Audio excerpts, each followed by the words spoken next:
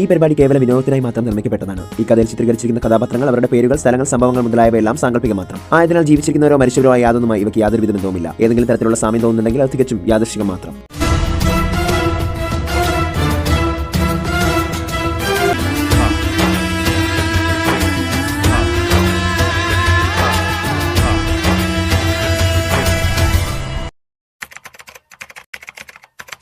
രഘു സാറിന്റെ കൈ രക്തം വരുന്നുണ്ടല്ലോ എന്ന് പറഞ്ഞ് പ്രീതി അവളുടെ ചുരിദാറിന്റെ ഷോൾ എടുത്ത് ആ മുറിവ് പെട്ടെന്ന് കെട്ടിവെക്കുന്നുണ്ടായിരുന്നു. പക്ഷേ രഘുവിന് അന്നേരം തന്റെ ശരീരത്തിൽ കറണ്ട് അടിച്ച പോലെ തോന്നി. പെട്ടെന്നാണ് അവൻ പ്രീതിയുടെ നെറ്റിമേൽ നോക്കിയതും തന്റെ കയ്യിൽ നിന്നും തെറിച്ച രക്തത്തുള്ളി അവളുടെ നെറ്റിയിൽ സീമന്തരേഖയിൽ വീണിരിക്കുന്നത് കണ്ടത്. ഒരേ സമയം അവന്റെ കൈയും വേദനിക്കുന്നു, അതേസമയം തന്നെ തന്റെ രക്തത്തുള്ളികൾ പ്രാർത്ഥനയുടെ നെറ്റിയിൽ സിന്ദൂരമായി വീണതുമോർത്ത് അവൻ ഓരോന്ന് ചിന്തിക്കുന്നു. ഗണേശ ഭഗവാനെ, എന്താണിത്? ഞാൻ ആഗ്രഹിച്ച പെണ്ണിനെ തന്നെ എനിക്ക് സ്വന്തമാക്കാനായി തന്ന അവസരമായിരുന്നോ ഇത്? എൻ്റെ രക്തത്താൽ ഇന്നിതാ പ്രീതിയുടെ സീമന്തരേഖയിൽ സിന്ദൂരം പടർന്നിരിക്കുന്നു. ഇതെല്ലാം നിന്റെ മായയായിരുന്നോ മഹാദേവ? രഘു ഇത്രയും മനസ്സിൽ പറയുമ്പോൾ ആകാശത്ത് നിന്നും ശക്തിയായി കാറ്റും മഴയും കൊണ്ട് അന്തരീക്ഷത്തിന്റെ അവസ്ഥ മാറി തുടങ്ങി. അന്നേരം പ്രീതി പറഞ്ഞു, രഘു സാറിന്റെ കൈ ഒരുപാട് മുറിഞ്ഞിട്ടുണ്ട്, ഹോസ്പിറ്റലിൽ പോകണം, വരൂ സാർ. രഘു അന്നേരം പ്രീതി പറഞ്ഞതൊന്നും ശ്രദ്ധിക്കാതെ അവളുടെ കൈ തന്റെ കയ്യിൽ പിടിച്ചിരിക്കുന്നത് മാത്രമായിരുന്നു ശ്രദ്ധിച്ചുകൊണ്ടിരുന്നത്.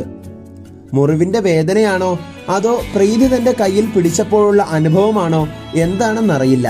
അവന്റെ ശരീരത്തിലൂടെ അന്നേരം രക്തം അതിവേഗത്തിൽ പ്രവഹിച്ചു. ഹൃദയം പടപട ഇടിക്കാൻ തുടങ്ങി. പെട്ടെന്ന് സ്വബോധത്തിലേക്ക് തിരിച്ചു വന്ന രഘു അവളോടായി പറഞ്ഞു, ഏയ് പ്രീതി, താനെന്തിനാ കരയുന്നത്? എനിക്കൊന്നുമില്ല, ഒന്നും സംഭവിച്ചിട്ടില്ലെന്നേ.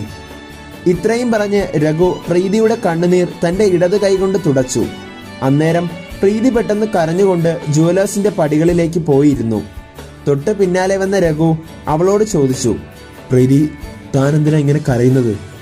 വാ, ആരെങ്കിലും ശ്രദ്ധിക്കും, അകത്തോട്ടിരിക്കാം. ഇത്രയും പറഞ്ഞ് പ്രീതിയെ വീണ്ടും രഘു ജുവലേഴ്സിനകത്തേക്ക് കൊണ്ടുപോയി അവളെ സോഫയിലേക്ക് ഇരുത്തി. അവിടെ ഉണ്ടായിരുന്ന ഒരു ബോട്ടിൽ മിനറൽ വാട്ടർ രഘു അവൾക്ക് നേരെ നീട്ടി. പ്രീതി, താനിത് കുടിച്ചേ, തനിക്ക് നല്ല ടെൻഷനുണ്ട്, താനീ വെള്ളം കുടിക്കേ.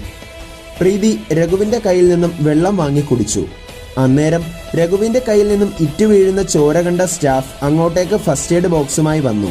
രഘു അന്നേരം പറഞ്ഞു, എനിക്കിതൊന്നും വേണ്ട. അപ്പോൾ പ്രീതി പറഞ്ഞു, ഇതൊന്നും പോരാ, നല്ല ആഴത്തിലുള്ള മുറിവാ, ഞാൻ കണ്ടതാ, വീണപ്പോ പറ്റിയതായിരിക്കും, ഹോസ്പിറ്റലിൽ പോയേ പറ്റൂ. എനിക്ക് വേണ്ടി സാർ എന്തിനാ ആ അപകടത്തിൽ വന്ന് ചാടിയത്? എന്നിട്ട് സാറിന് തന്നെ പരിക്ക് പറ്റിയില്ലേ?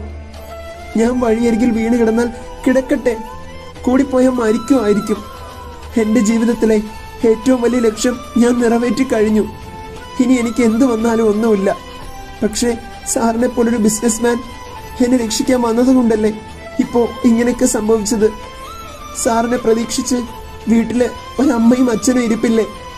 കേവലം വഴിയരികിൽ കണ്ട ഒരു പെണ്ണിന് വേണ്ടി സ്വന്തം ജീവൻ ഇങ്ങനെ അപകടത്തിലാക്കാൻ സാറിന് എങ്ങനെ മനസ്സ് തോന്നി? പ്രീതി പറഞ്ഞ വാക്കുകൾ കേട്ട രഘു പെട്ടെന്ന് തന്റെ ഇടത് കൈയിലെ ചൂണ്ടുവിരൽ കൊണ്ട് പ്രീതിയുടെ ചുണ്ടിന്മേൽ വെച്ചുകൊണ്ട് പറഞ്ഞു, ഒരിക്കലും താൻ വഴിയരികിൽ കണ്ട പെണ്ണല്ല, തന്റെ കൂടെ ഞാനുണ്ട്. രഘു പ്രീതിയുടെ കണ്ണിലേക്ക് നോക്കി. പ്രീതിയും തിരികെ നോക്കി.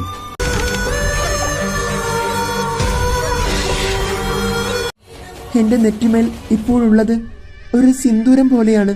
അതെ, ഞാനാണ് ആ തുറുപ്പ് ചീട്ട്. ആ മാന്യതയുടെ കുഞ്ഞ് തന്നെയാണ് ആ മെഹക്.